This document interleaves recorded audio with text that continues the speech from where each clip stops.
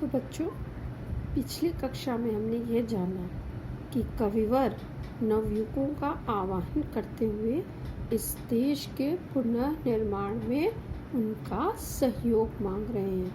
वो कह रहे हैं, हे इस देश के वीर नौजवानों, आओ अब इस देश के पुनर्निर्माण में अपना सहयोग प्रदान करो। इस देश का पुनर्निर्माण करने में कितनी ही चुनौतियां आए, उनका तुम डट कर मुकाबला करो, उनका तुम डट कर सामना करो। और जब तुम उनका मुकाबला करोगे, उनका सामना करोगे, तो समस्याओं का समाधान स्वतः ही हो जाएगा।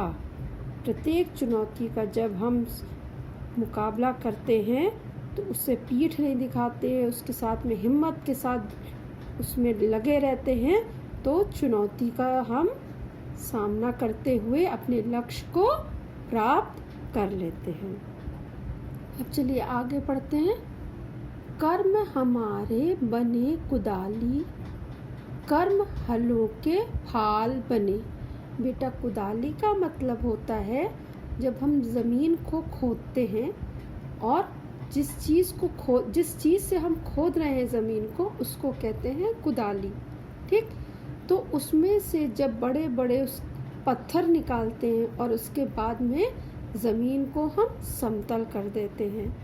तो कवि कहना चाह रहे हैं कि हम अपनी कर्म रूपी कुदाली को लेकर इस भारत भूमि में जो समस्याएं रूपी पत्थर आ गए हैं बड़े बड़े, उनको हम निकाल करके फेंक दें। कर्म हलों के फाल बने।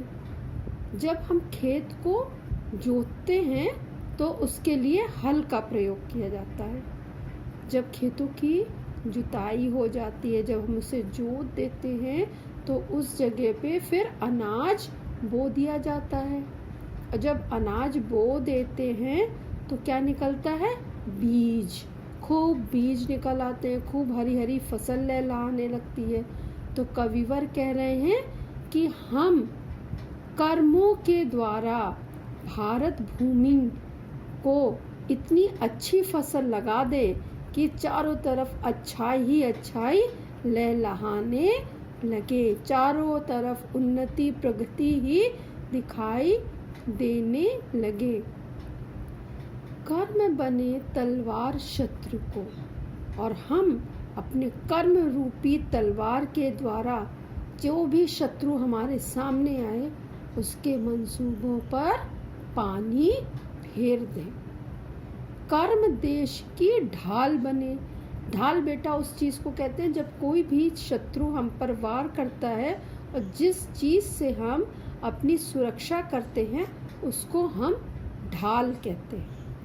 तो हम अपने कर्मों के द्वारा अपने देश